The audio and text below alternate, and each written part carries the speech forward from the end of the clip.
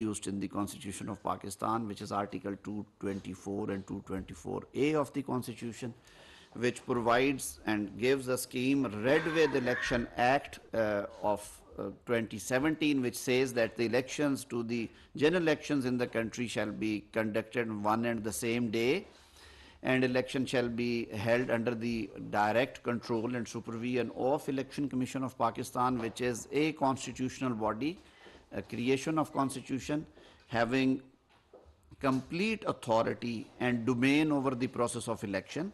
There is a provision in the Constitution, Article 2183, which says that it is the Election Commission who has been vested with the duty and prerogative to conduct general elections or by-elections in the country, and to ensure that elections are conducted impartially, fairly, transparently, justly, and all corrupt practices are guarded with. That provision has also been interpreted by the courts in many cases, and every time it has been resolved that it is the Election Commission which in its best judgment shall ensure that elections in the country are conducted in a fair, free, transparent manner. So the controversy started from the point when the Election Commission sought date for appointment of elections. There is confusion that in case the Assembly is dissolved upon the advice of the Prime Minister, who shall appoint the date, because governor, if it is not instrumental in the dissolution, like in the Punjab, the Assembly was dissolved on the advice of Chief Minister of Punjab. The relevant article says that upon the advice, the governor shall dissolve the Assembly, and if he fails or if he considers not to dissolve or if he is inactive, then after the lapse of 48 hours, Assembly would be deemed to be dissolved. So this is the point of controversy from where the litigation Pandora was open. The Governor Punjab did not acted upon the device, and the Assembly was dissolved as per the flux of time, like on the passage of 48 hours. So the first round of litigation was regarding the fixing of date, that who to fix the date. The matter was brought before Lahore High Court. Lahore High Court, after hearing the parties, directed the Election Commission to appoint a date after consultation. And the governor filed an appeal in the Lahore High Court, which was pending. In KP, the governor was in process of consultation and a writ petition was also pending in KP. When a two-member bench of Supreme Court of Pakistan, if you may recall, while hearing a petition regarding the removal or the transfer of a police officer, they took it so seriously and they considered that elections shall be held in a stipulated period, which is 90 days, and the time was passing through. So that the bench headed by Justice Ijazul Hasan, flanked by Justice Mazahir Naqvi, referred the matter to the Chief Justice of Pakistan to examine it and, if appropriate, take suo motu notice by constituting a bench. Pursuant thereto, a 9-member bench was constituted by the Chief Justice of Pakistan, which assumed hearing. In the initial hearings, 2 honorable members passed judicial orders. They recorded their separate opinions, and they said that since the matters are pending before the high courts, and since 184.3, constitutional provision 184.3, which vests jurisdiction in the Supreme Court to take suo motu notices or exercise its own constitutional jurisdiction, is a concurrent jurisdiction with the high courts. So the case was not found to be fit for exercise of that jurisdiction, and it was found appropriate, if the high courts seized with the matter already, may continue with the proceedings. They recorded their separate opinions. In the meanwhile, the bench was reconstituted by the Honorable Chief Justice, because meanwhile an application was filed by political parties requesting that 2 honorable judges had already expressed their opinions, and there were certain other backgrounds regarding their conduct as judges. So they may recuse themselves from the proceedings, which is not something which is happening first time, I would say. We have experienced so many occasions where objections were raised or request was made to the honorable judges that they have some conflict of interest or they have expressed opinion already in that case. So they may recuse 2 honorable judges who initially referred the matter to the Chief Justice. They voluntarily recuse themselves. Meanwhile, two honorable judges had already expressed their opinions through separate orders. The matter was then placed before a bench of 5 honorable judges of Supreme Court, and at the conclusion of hearing, the one view is that the petitions were accepted, like the case was disposed of with majority by 3 against 2, directing the Election Commission to fix date in Punjab in consultation with President of Pakistan and date in KP in consultation with the Governor of Khyber Pakhtunkhwa. However, in the same order or judgment, the two honorable judges concurred with their two learned colleagues who had already dismissed those petitions. So that is the point from where this legal controversy actually started.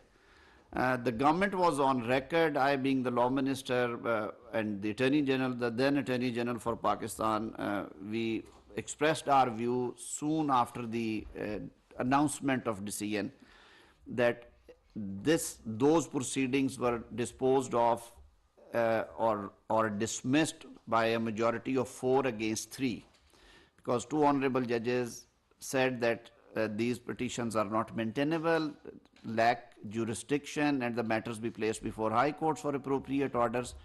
Those two opinions were concurred to, followed by two judges sitting in the 5-member bench, and they put footnotes as well to clarify the situation, that under the dispensation, under the scheme of law, under the court practice, such orders can be passed. So it was a decision taken by the government and many segments of the lawyer community and the society as a decision dismissing the petitions and referring the matter back to high courts, which also the proprietary demand that if the independent high courts were seized with the matters, they should have proceeded with the same. However, the decision given by 3 honorable judges, the Chief Justice and 2 other members, that decision was presented as order of the court. So once again the controversy erupted, the which decision to be acceded to. The government took the stance, the parliament as well, that the decision is of the 4 judges, which is majority decision. When matter was re-agitated before the Supreme Court of Pakistan through petition filed by Pakistan Tehreek-e-Insaf, their speakers of the outgoing assemblies, at the outset this objection was taken by the principal law officer, the Attorney General for Pakistan, reminding the Honorable Court that a larger bench may kindly be constituted to resolve this controversy first, because it is a jurisdictional important legal question which is to be answered by a larger bench. Larger bench means they requested for full court, and in past we have at many occasions saw that the entire Supreme Court sat together in a full court bench and they decided the matters, especially when the matter is of some national importance.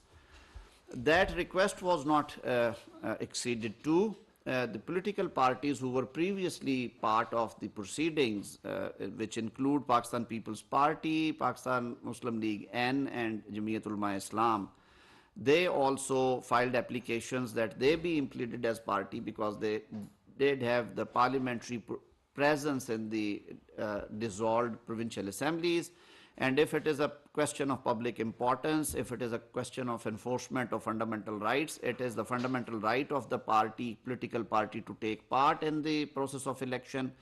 And they also represent a large number of their members. Those constitute public at large. Surprisingly, their applications were not entertained. They also raised certain objections, requested for constitution of a full court, barring those 2 honorable judges who had already voluntarily opted to recuse.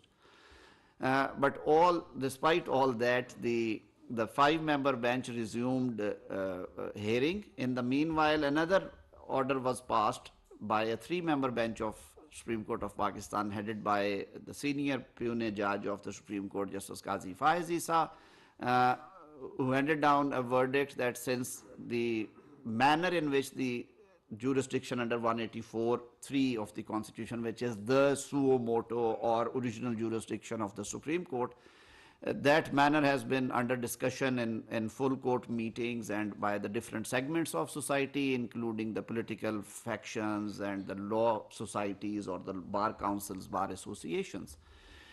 The judgment also directed the office of the Supreme Court that matters pending before the Supreme Court arising out of 184(3) proceedings may also not be listed for hearing or may be halted in the meanwhile. And a full court meeting was desired by the bench, that a full court meeting of honorable judges be convened to resolve this issue. Such meeting was also convened back in 2019, and these issues were discussed for framing of rules, but unfortunately thereafter no progress was made. That judicial order was also overturned by an executive circular issued by the registrar office, upon which a show cause notice was also issued to the registrar of the Supreme Court, that why should he not be removed, and the displayer was shown by the head of the bench. Confronted with the situation, one after another, two honorable judges, part of 5-member bench who was seized with the matter, hearing the case, they decided to leave the bench. That they decided in their own wisdom that they should not sit on the bench unless until the orders of the judicial orders of 3-member bench are not complied with. They actually, by dissociating themselves with the bench, they acknowledged, and not only acknowledged, but they followed the diktat laid down by, or the orders passed by a 3-member bench headed by the senior punitive judge, that all proceedings arising out of 184(3) may kindly be halted in the meanwhile. At that juncture as well, the request was repeated by Attorney General for Pakistan that there are two serious constitutional legal issues involved in the case. One, whether it is a judgment by majority of 4 against 3, or the previous judgment was by a majority of 3 against 2. This matter, the very important constitutional question, needs to be addressed by the court, and for that matter, a full court may currently be constituted, and if not an alternative, the remaining judges, which are 6 in number of the Supreme Court, who were not part of that 9-member bench, they may be, the bench may be constituted, and the matter may be referred to them to settle this controversy. This request was also not acknowledged and turned down by the 3-member bench.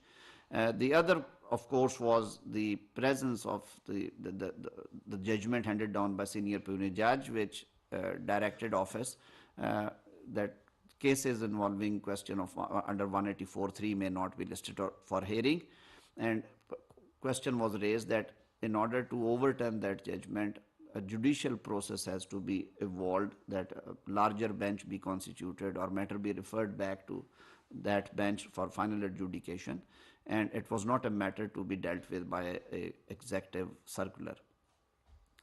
The honorable bench, the 3-member bench headed by Chief Justice, overruled all these demands or objections or requests, and finally passed an order whereby they themselves issued a schedule fixing 14th of May as the date for polling, and the different stages of election were also elaborated, and directed federal government to provide funds and security, which were actually earlier refused on multiple grounds, and Election Commission was satisfied with those grounds after examining the same, that the conditions were not conducive for conduct of election for multiple reasons, primarily the security, ongoing security threats and situation, and the incidents being taking place in KP and Punjab different occasions.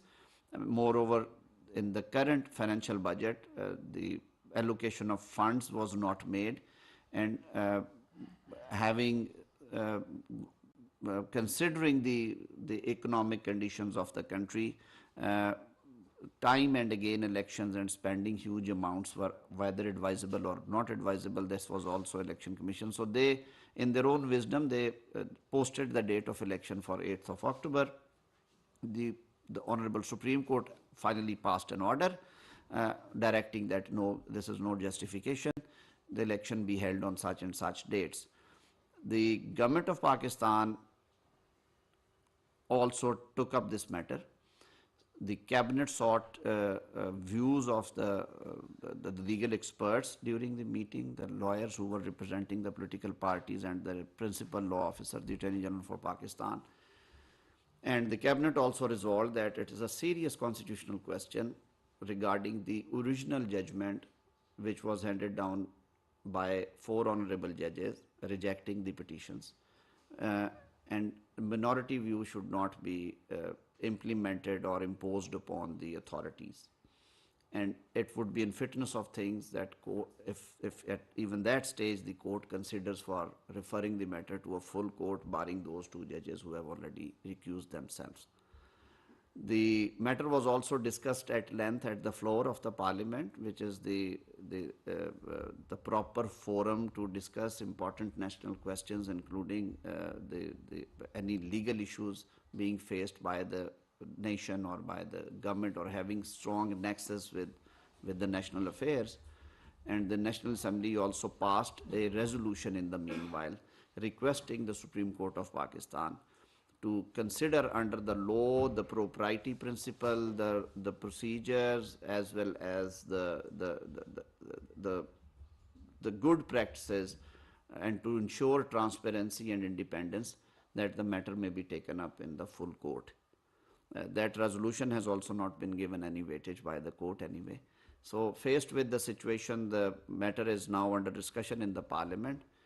To great extent, it's being discussed here and there. That's why I find it appropriate to come to you, answer your questions, if any. I just opened up the topic with basic history and details. So any question? Azam Sahab, this is Rasi from CNN. I just want to know that, as we know, we have gone through the proceedings and your wonderful presentation today, briefing today. When we see the Constitution, there is no constitutional solution.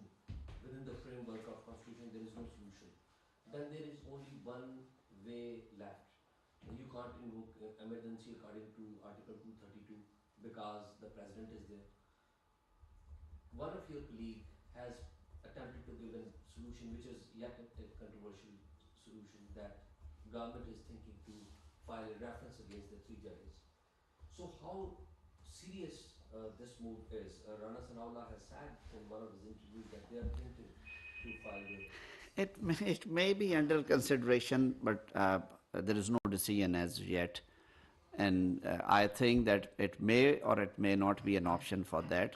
It has to be thoroughly examined and pondered upon before making any such decision. And that decision, of course, is to be made by the federal government, which is the federal cabinet. But so far, there is no such serious move, with all fairness, I would say. However, as you suggested, there is no solution. No, there is a solution in the Constitution. Article 254 of the Constitution provides in unequivocal terms that if Constitution provides an act or a thing to be done within a stipulated period, and if that exercise or a thing has not been done in that specified period, it would not be unconstitutional only for the reason that the same was not carried out in that stipulated period. Now, coming back to the instant issue that the elections are to be held in 90 days or not, the 90 days upper capping started, the period starts from 12th of January, which is actually the 90 days are being exhausted on 12th of April, which is around the corner. And in any way, case the election have already been ordered, whether that order is purely constitutional or legal, or whether it is executable or not, because of the controversy which is yet to be determined, whether it is 4-3 decision or it is a 5-3 or 3-member decision. So in the presence of 254 in previous events at previous occasions, in 1988 the assemblies were dissolved the last week of May. I think it was 29th May, if I'm not wrong, by then President Ziaul Haq under 58(2)(b). 1988, when the Junejo government was actually dissolved by the President exercising its powers under 58(2)(b) of the Constitution. Now, the elections were to be held within a period of 90 days. So, the May, June, July, August. But the polls were conducted in November 16th, or November, the exact date I recall was either 15th or 16th of November. So, at that time, a presidential reference was also sent to Supreme Court of Pakistan because there were some issues regarding the expenditures, because in the meanwhile no budget could have been passed by the assembly, and the Supreme Court of Pakistan, invoking Article 254, allowed the expenditure as well as also indemnified the period which was consumed in conducting the elections, almost 5.5 months. Even in recent past, in year 2007, the assemblies, the National Assembly and provincial assemblies were to retire somewhere in the middle of November as well. So the Khyber Pakhtunkhwa Assembly, which was NWFP Assembly at that time, was dissolved in first week of October, and the rest of the assemblies they completed their tenure in middle of November. So elections were to be held somewhere on or before 15th of January.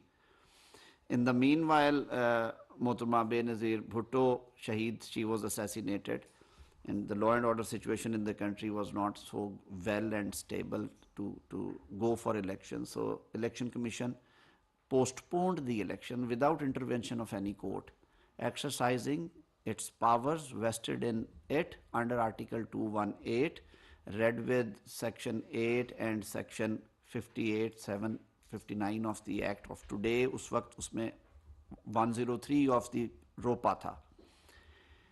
So elections were finally, I believe, held at the end of the February.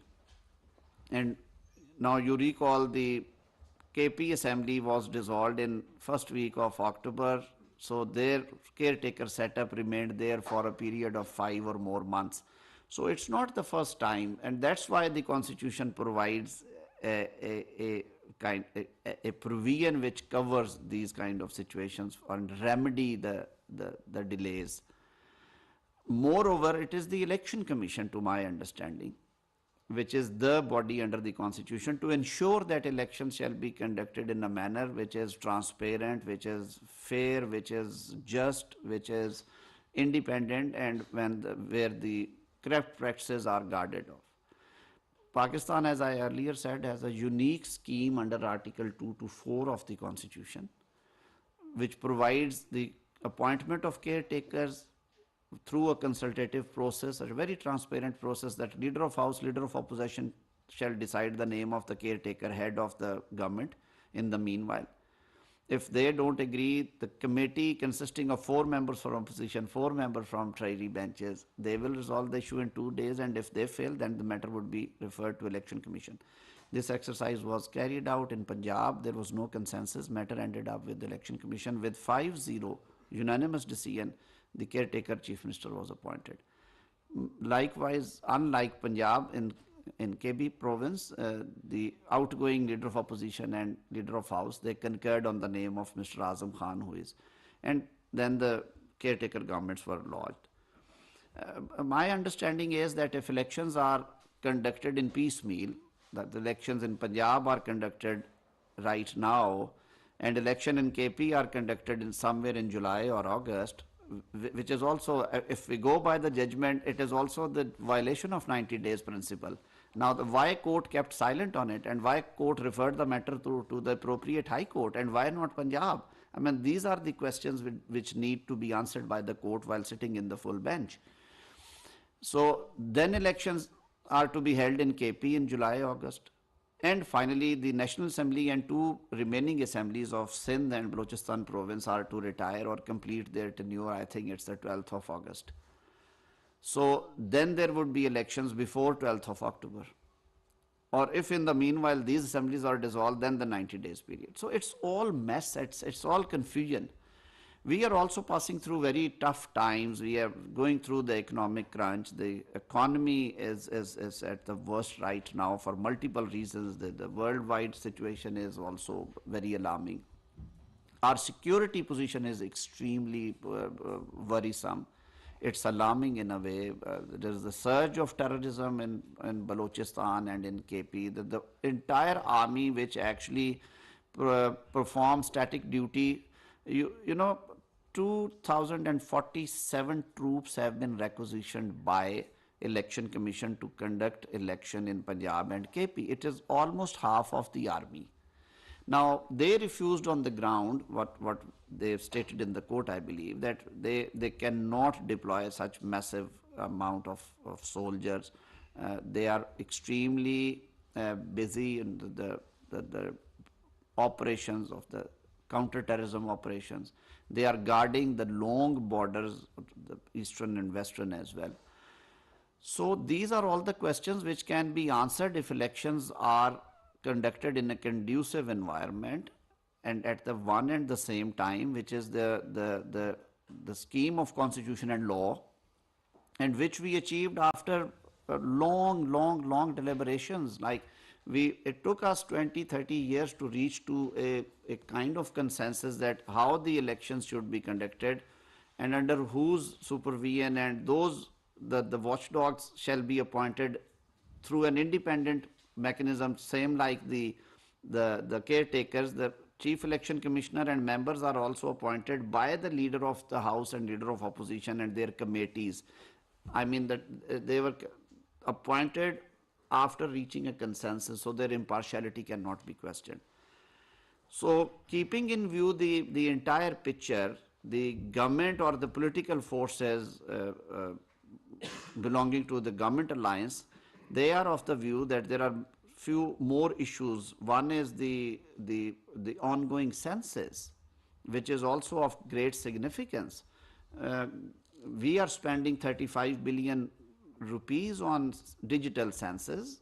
The last census were criticized by major political parties as well. They were not happy with them, and though it was decided in 2017 in the parliament by all parties that before the next general elections there would be a digital consensus and new constituencies shall be delimited after the census. Now the census is in process.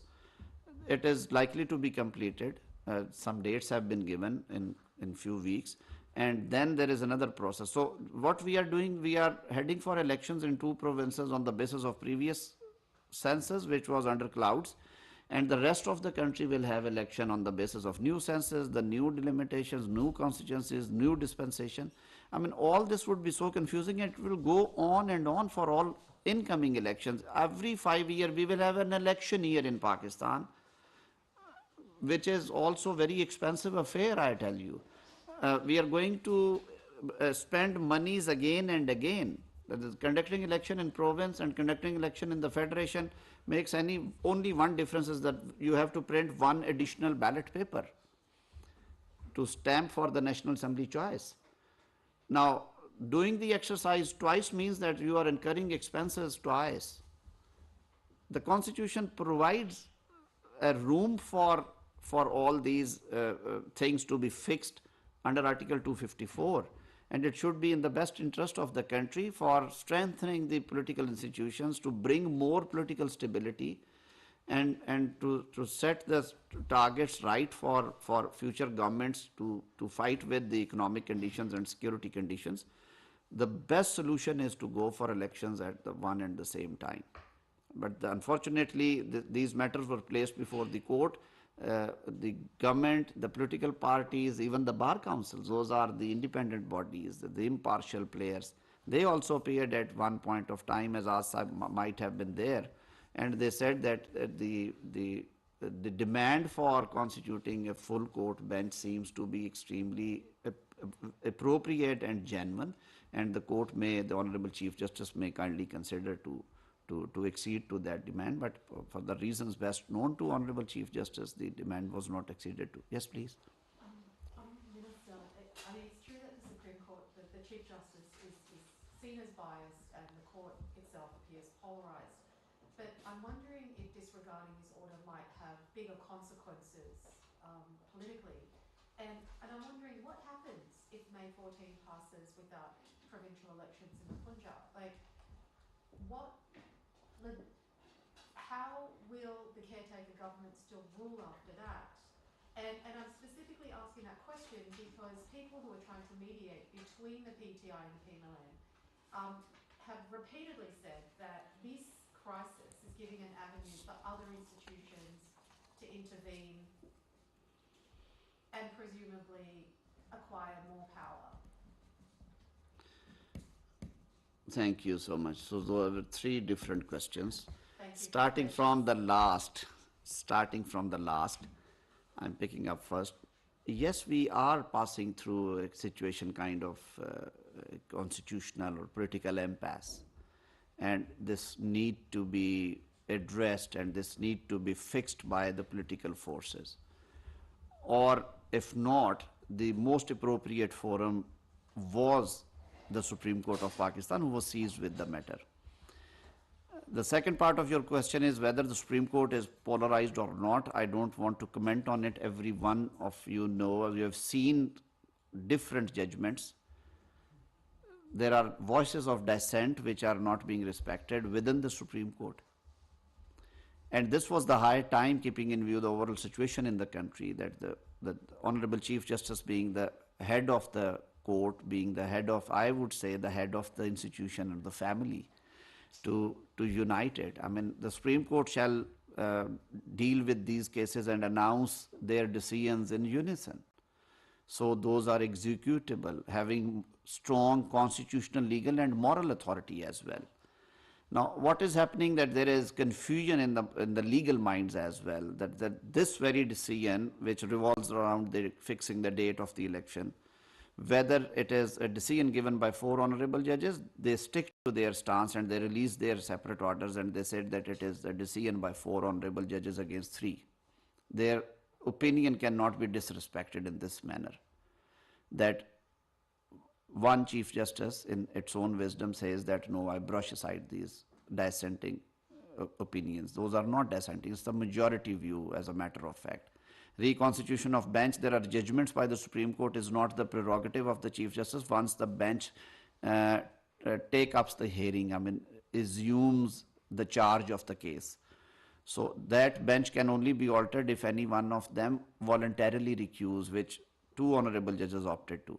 So it was a validly constituted 7-member bench. Out of those, 4 judges said that these proceedings are not maintainable, not proceedable in its present form. So yes, there is serious question regarding the legality of the decision, and that is why the government and the parliament thinks that it is not executable or difficult to execute. Now, what happens to caretakers? As I referred you in the past, the caretakers have been there for more than 90 days, like 4 months, 5 months, 5.5 months, under the same constitutional dispensation. The new scheme only changed the appointment of caretakers through an independent process and transparent process where the government and the opposition selects the caretakers.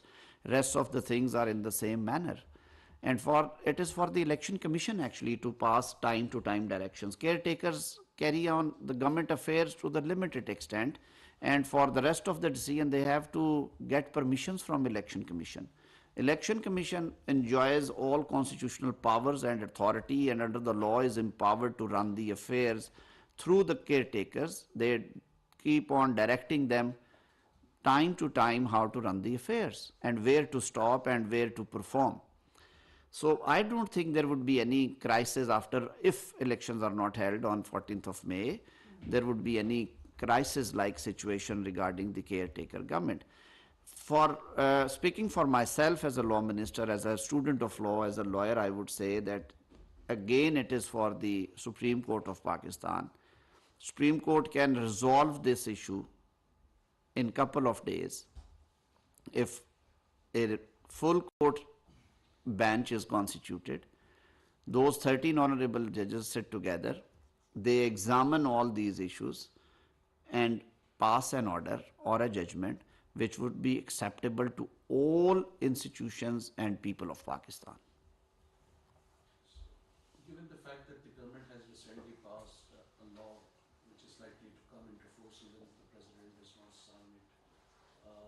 meant to clip the powers of Chief Justice, what government say democratize the Supreme Court. So it seems that under the new law, the government does have a right to go for appeal. So given that law, is government bound to implement the current order of the Supreme Court, or the government can wait until the appeal? Because there are speculation that the Prime Minister may be held or may be convicted of contempt of court. The federal government, even federal ministers, could be summoned by the court, and they could be issued contempt notice. So can you please let us know what is your next legal course of action?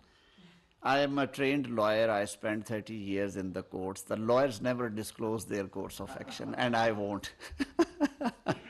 Coming to your question, that the amendment or the passage of no law, it's not the amendment, it's the passage of a law which the Parliament is empowered to enact under Article 191 of the Constitution.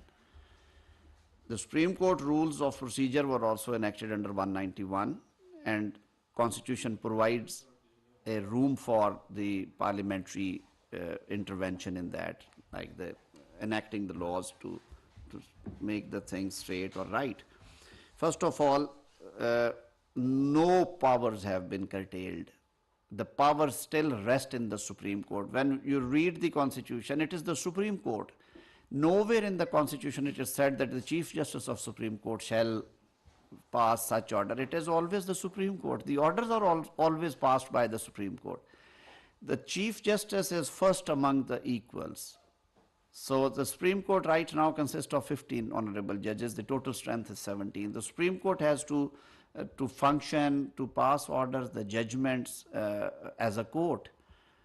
As rightly said by one of the honorable judges while writing his opinion in 4-member order, that there should be no impression or perception of one-man show in the discharge of official or the constitutional functions of the court. It is the court which actually passes the orders and judgments. So the things have only been rectified or regulated on the basis of the principles of Constitution, that there should be collective wisdom should be given way to run the affairs of the court. We have not taken away a single or the slightest or weakest power from the Supreme Court. We are not saying that the cabinet ministers will constitute benches. We are not saying that the appeal against the Supreme Court shall lie before the Parliament or the President. Article 175 is very clear, which empowers the judiciary to perform its own functions. But at the same time, the Constitution provides that the Parliament may enact laws to regulate those powers, how those functions are to be discharged. And for that matter, these procedures have been introduced through the Supreme Court Practice and Procedures Bill 2023, wherein the long-standing demands of legal fraternity and even the senior jurists in the country and retired judges have been respected too. It has been time and again said that in order to check the I would say unregulated, if I'm not wrong, but to be more polite, and to streamline the powers to exercise original jurisdiction in the Supreme Court, which is a very contentious matter for many years. We have seen that Chief Justices assuming office and then opening up a floodgate of original jurisdiction cases, suo motu cases. You have experienced those 2-3 times. Different tenures of the Chief Justice, and we have seen the Chief Justices staying there for years and years and exercising very sparingly in 1 or 2 cases. I've seen the judgments handed down by Supreme Court where they themselves said that this power should sparingly be exercised. I recall Chief Justice Tasadduq Jilani's era. He's a very well-respected Chief Justice. He took up only one 184(3) matter that was regarding the rights of minorities in the country. I think that is kind of a case where we should say, or when you want to pass some order which actually enforce fundamental rights of a segment of society who have been deprived of, and the executive authorities are not listening to them. So in order to remedy the wrong, the Supreme Court can use that power, but not for this kind of settling the political issues or transferring a government officer from one post to another, or many other occasions. We have seen the misuse of that power as well. So the law which has been enacted by the Parliament has largely been appreciated across the board by the lawyer bodies, by the civil society, because of a long-standing desire. Constitution of Pakistan also provides right of fair trial being a fundamental right. Article 4 was already there, due process, that the no action shall be taken except in accordance with law and the Constitution. But by introducing Article 10A in the 18th Amendment, we also ensured that it is the fundamental right of every citizen to have a right of fair trial in criminal and civil proceedings. Now, appeal is always considered to be continuation of trial. It is a fundamental right under the Sharia and under the Constitution as well. Why appeal should not be provided in 184(3) decisions which are being made by the apex court without recording of evidence, without fact-finding things, only on the floating facts. So appeal has been provided, a mechanism of distribution of cases, exercise of jurisdiction has been devolved in 3 senior most judges to ponder upon and to consider whether it is a fit case, so that the misuse of that 184(3) powers be checked with by the court itself. And yes, if the occasion so demands, if the right of appeal is provided when the law is enacted, the government has every right to exercise it, and we will consider at that time when the law comes into field. Mr. Minister, somebody was talking about mediation. Is there any kind of mediation is taking place? Is there any chance for mediation, whether it is from Pakistan or maybe by the friends of Pakistan from other countries? And is there any chance that the government will be talking to the opposition, the PTI in this case? Is there any role of the Election Commission in connecting the government and the PTI? Thank you very much. Very appropriate question. Being a politician, I believe in dialogue. I believe in negotiations. And good politicians always resolve their national issues, their internal differences apart. They sit together and they resolve their issues. The government is open, but unfortunately, the chairman PTI's previous conduct has been extremely negative, I would say, with respect and reverence, that extremely unbecoming of a national leader or non-cooperating. He never thought it appropriate to sit with opposition when he was in power. Bygones are bygones. We are open to it. The Prime Minister at one point of time also considered that yes, it can be pondered upon. However, with the concurrence and consent of all coalition leaders, if the occasion so demands. I think there is no kind of situation which requires some foreign offer from the foreign countries. It's our internal matter which may be resolved by sitting together, or there are institutions available within the country, including the Election Commission. As I started in the beginning, that it is the Election Commission which enjoys the authority and powers to ensure that elections are conducted in a conducive and congenial atmosphere.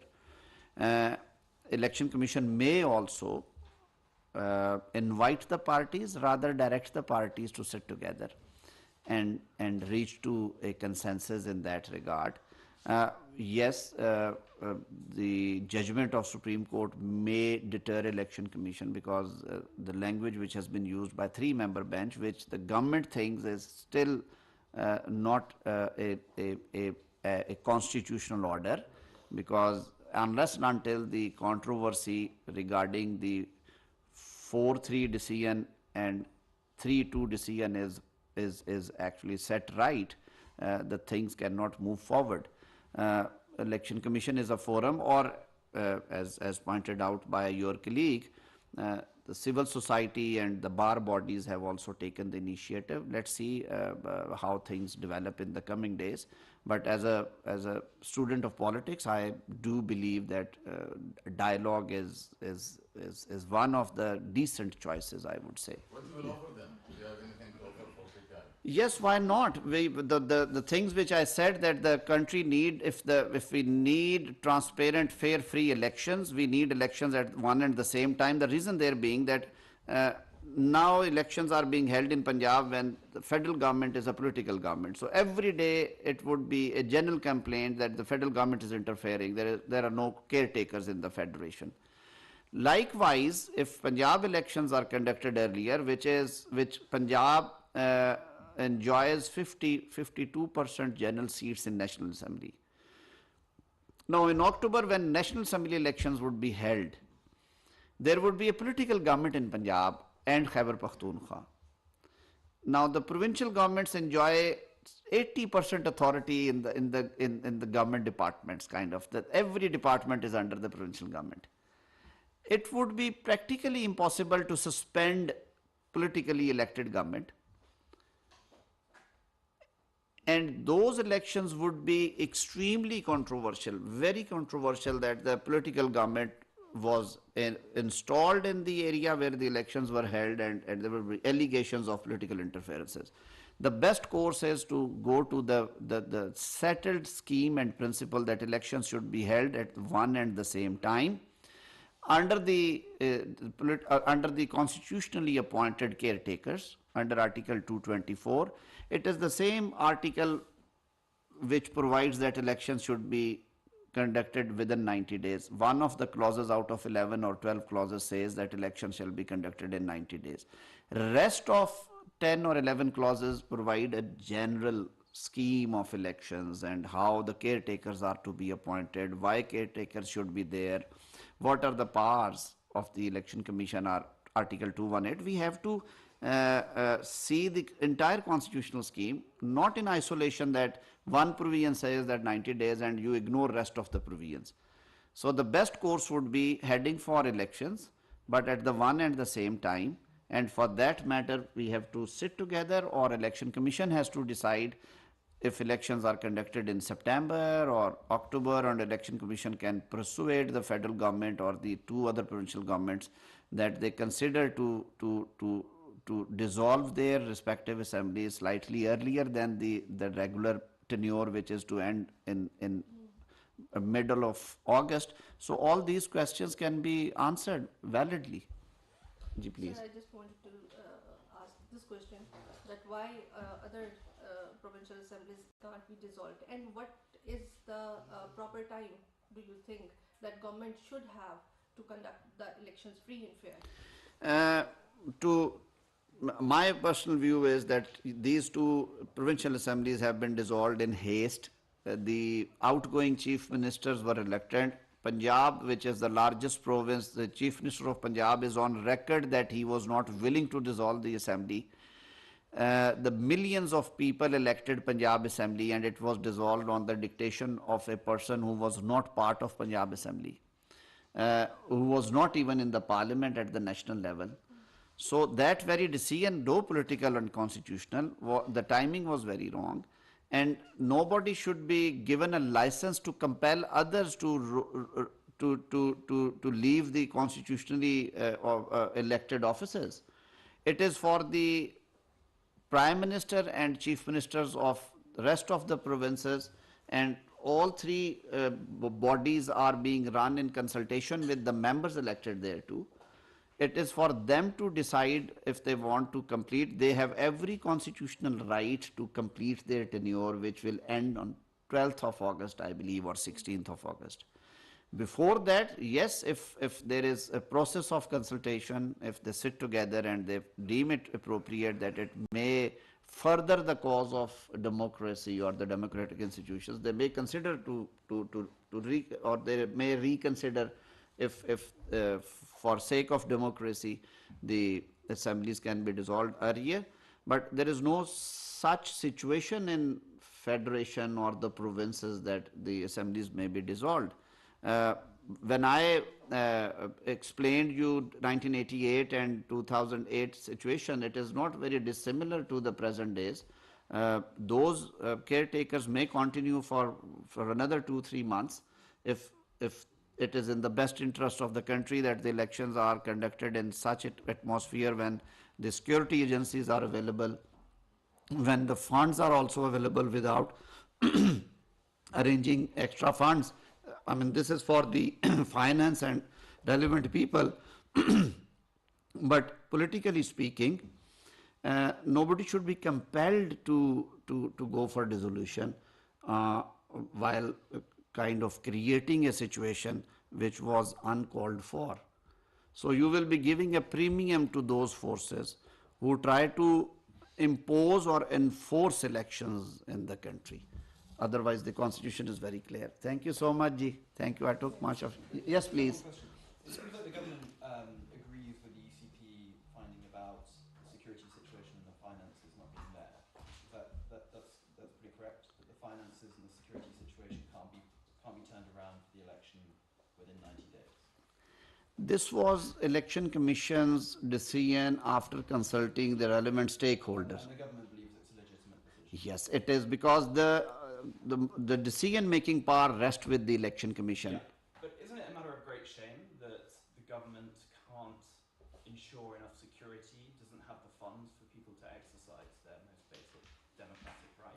Nobody. And the follow-up question is, what's the government doing so proactively that things are going to be so changed in terms of security by October? Now, let me first, you said that the right of people to vote and the government is under obligation to arrange. Yes, the government is under obligation to arrange for. But as I said, that my constitution also provides a scheme that elections should be conducted in a manner which is apparently transparent, fair, free and just. And for that matter, Election Commission is the authority. It is the satisfaction of Election Commission if the environment is conducive, one. Number two, the security situation is actually alarming right now. The security forces are engaged in counter-terrorism operations. They are also guarding the borders, which is their primary duty. They also sought some time to settle these things and they'll be available thereafter. And it was only thereafter that Election Commission also thought it appropriate, keeping in mind that the rest of the 3 assemblies would also complete their tenure. And let's go for elections to the entire country at one and the same time, and it's also around the corner. I mean, it's not far away. And as I said, that our constitution provides a complete scheme. Now, if somebody says that he has to look into only one provision of the constitution, which bounds down that election has to be conducted within 90 days, that period has almost elapsed. In any case, if elections are held in Punjab and then in KPK, it would be held beyond that 90 days capping. Now, if we are already not within that scheme, within that limit of time, why don't we then accept the constitution scheme as a whole in its entirety? So it would strengthen the political regimes in Pakistan, the political institutions, instead of going for piecemeal elections and going for controversial elections. So this is one of the reasons why Election Commission was convinced in that way. Thank you. This is a political problem more than it's a judicial problem for all the very legitimate constitutional and legal issues you've raised. At what point will the government just sit with the opposition and figure out an election date together? And this country has a cliff that it's reaching. The IMF will not give this government a tranche. It wants political stability. There's clearly none. It wants a government with a mandate. To even get the Saudis and the Chinese on board, to do more than just roll over loans, it needs a government with a mandate, which you clearly don't have right now. Do you really think this government can last till October 8th? Forgive my bluntness, but I'm fairly confused about the lack of urgency that I hear from politicians when this country is in a crisis so bad that middle-class people are lining up for free flour. Let me explain you. I mean, these are mainly the questions relatable to the economic side, and I am a person from the legal area. but being the part of the government and as a Pakistani, as far as the legitimacy of government, my constitution and the practices provide, I mean, the Prime Minister enjoys majority in the parliament, in the National Assembly, which is the electorate for him. The cabinet is performing its function, the Senate is there, which is perpetual actually, it never retires, usme rotation hai. Yes, we are going through very tough times as far as the economic situation is, and I think the entire world is being engulfed these days. We are trying our hard within our means and also engaged ourselves in the negotiation processes with the bilateral and the multilateral organizations. That is why I support your view in a way that piecemeal elections will not bring stability to the country. The best solution is to hold elections as per the constitutional scheme at the one and the same time within the bounds of the constitution. And for that matter, we are open for dialogue at any time, but not on the dictates of one man, that he dictates that which time suits him and which time doesn't suit him. I leave it to the Election Commission, which is the independent constitutional body.